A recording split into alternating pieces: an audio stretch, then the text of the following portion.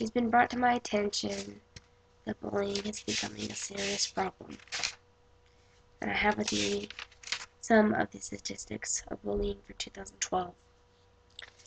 Each day, an estimated 160,000 students in the USA alone, refuse to go to school for fear of being bullied.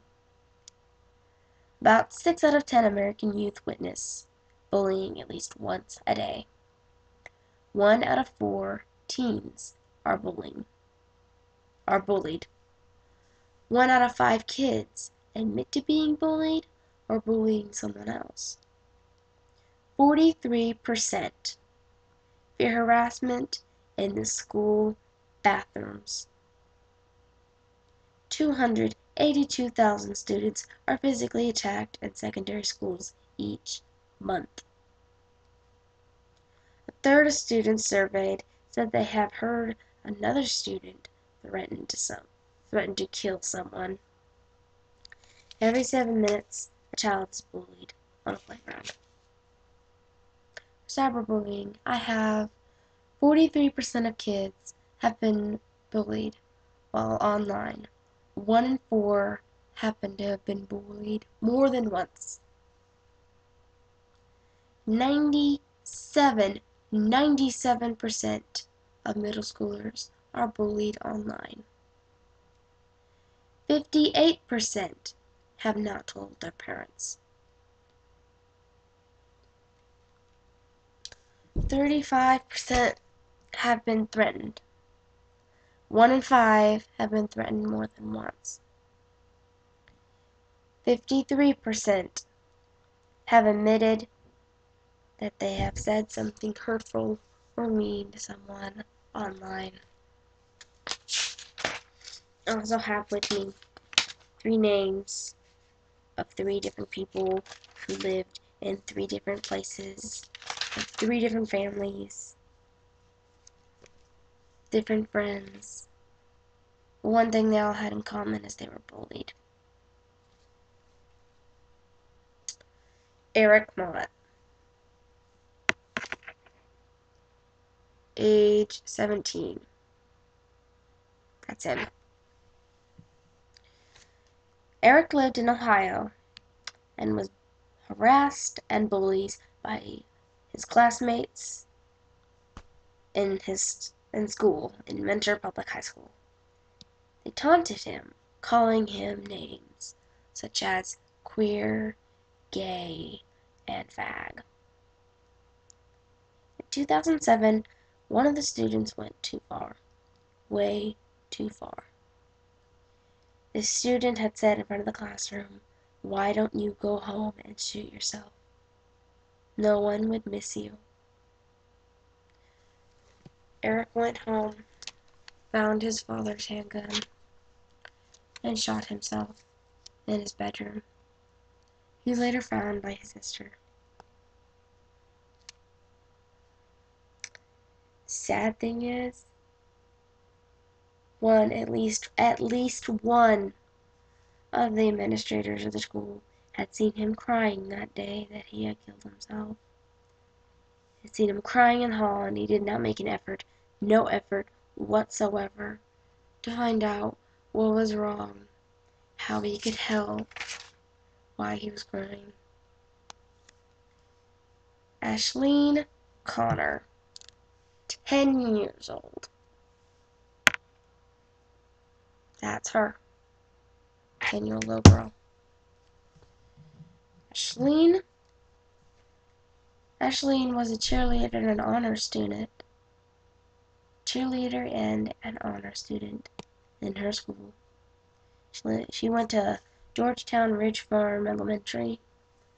She lived in Vermilion County in East Central Illinois. Ashleen was bullied by people in her school and in her community. They called her fat, ugly, and a slut, a 10-year-old little girl. They also made fun of her initials, AC thing. It sounded like air conditioner. Her mother, Stacy Connor, had known that her daughter was being bullied, but she had said, as quoted, "I thought my kids were strong. I thought that my words to them for guidance and advice would have more weight than what these kids were saying. I was wrong."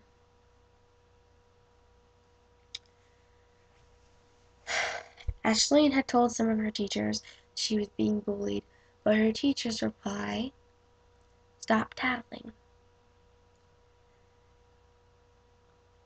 Ashleen begged her mother to be homeschooled. Her mother had told her no. The next day, one of her siblings found her in the closet. She had hanged herself. And then next, we have Philip Parker. That's him.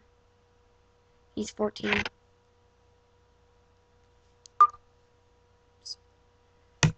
He was bullied at school by several students. The reason he was bullied? Because he was gay. He was openly gay. He hanged himself in his parents' bathroom. After his parents found him, they found a note in his trash can in his room. The note read, "Help me, Mom." 3 people out of many that have been bullied too far, that have been insulted too far.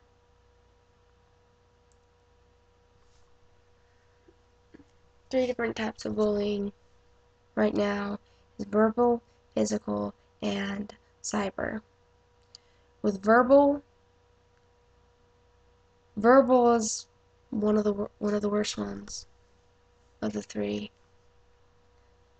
I think they're all equally bad, but verbal is one of the worst, slightly worse.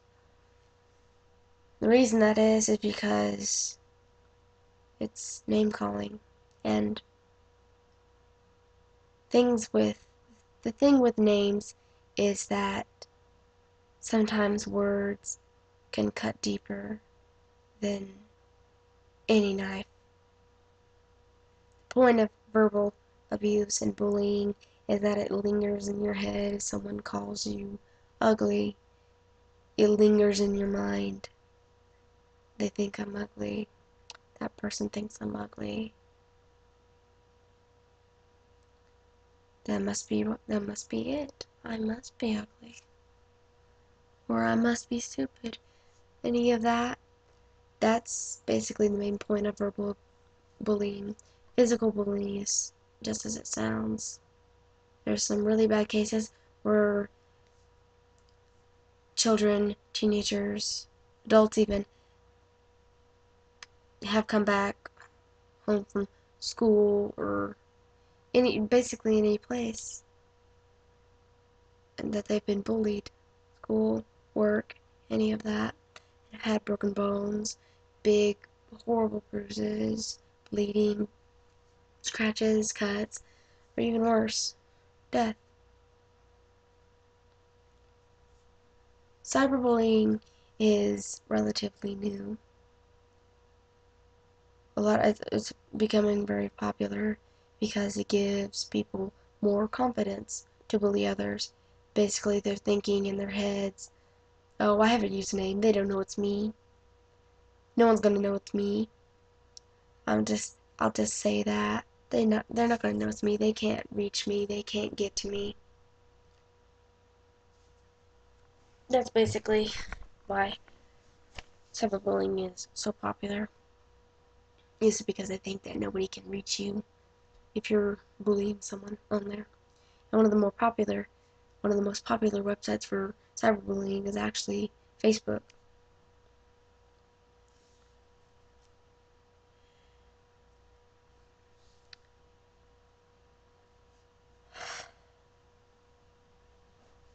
It kind of disturbs me how people can just call someone stupid or pathetic or useless or anything like that, how they can say things like that to a person and laugh. That's what disturbs me. And also, I really hope that I'm getting to someone, whether it is someone that is bullying others or someone that is being bullied. If you are someone that is seeing another person being bullied, or you're seeing someone bullying another person, like maybe you're friends with someone and you're sitting there laughing as they maybe type something mean or nasty or hurtful online and email them that. Maybe if you're laughing at that, or if you're by someone who's laughing and you see someone who is doing that, you see someone who is in pain and who needs help, that is being bullied, I have something to say for you right there. Stand for the silent. Stand up for them. If they can't stand up for themselves, do it for them. Tell somebody, stand up to the bully. If you are a person that is bullying others, I understand that there is something kind of psychological with that. Like maybe you're belittled at home or in a bad relationship. Maybe your parents are fighting. I don't know. But I'm going to tell you one thing. Ruining someone else's life because your life is bad is not going to change a thing. It's not going to change a thing in your life. If your life is bad, it's bad. Maybe your parents are fighting. There's nothing. Bullying someone else isn't going to change that. However, if you're being abused at home, you can change that. And it's not by bullying. You can tell someone that you're being abused at home. You can tell someone instead of making someone else's life miserable by doing the same thing that's being done to you. For those of you that are being bullied, I want you to remember something, especially if you're having bad thoughts. I want you to remember something. You are somebody.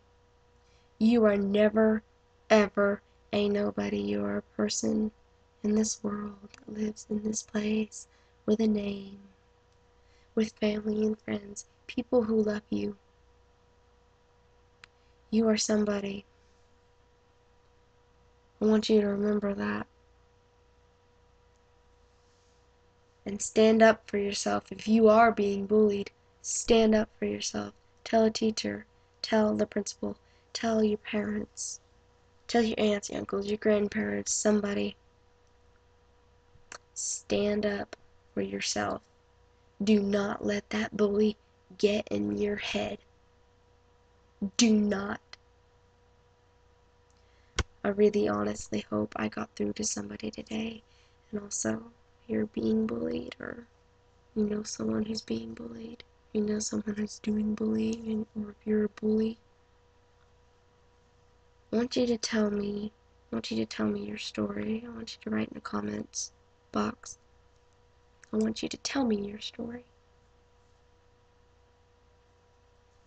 Thank you for watching, and thank you for listening.